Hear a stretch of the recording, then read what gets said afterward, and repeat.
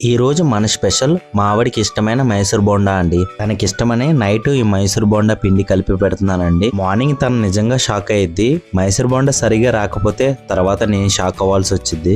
Morning దేవుడే కాపాడాలి నన్ను. ముందుగా గిన్నె తీసుకుని 1 కప్పు పుల్లటి పెరుగు యాడ్ చేసుకుందాం. మైసూర్ బజ్జీకి ఎప్పుడు పుల్లటి పెరుగు ఉంటేనే బాగుంటుంది. ఈ పెరుగులోకి 1/2 teaspoon baking soda, 1 teaspoon salt, జీరా యాడ్ చేసుకుని పెరుగు ఏ కప్పుతో అయితే వేసుకున్నారో అదే కప్తో 2 కప్పుల మైదా యాడ్ చేసుకుని కొంచెం ఆయిల్ యాడ్ చేసుకుని ఒకసారి కలుపుకుందాం. ఈ విధంగా కలిపే టైంలోనే వాటర్ కొద్దిగా వేసుకొని పిండిని మరీ టైట్గా కాకుండా అలానే లూజ్గా కాకుండా నేను వీడియోలో చూపించిన విధంగా కలిపి పక్కన పెట్టుకోండి. ఇప్పుడు స్టవ్ మీద బాండీ పెట్టుకుని ఆయిల్ యాడ్ చేసుకుందాం.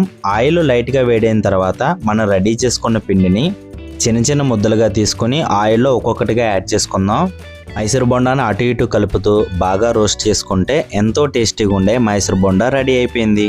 వేడిగా ఉన్నప్పుడే చట్నీలో నంచుకు తింటే ఆ టేస్టే వేరండి. తిన్న తర్వాత మా వైఫ్ పెద్ద బాంబే పేల్చిందండి.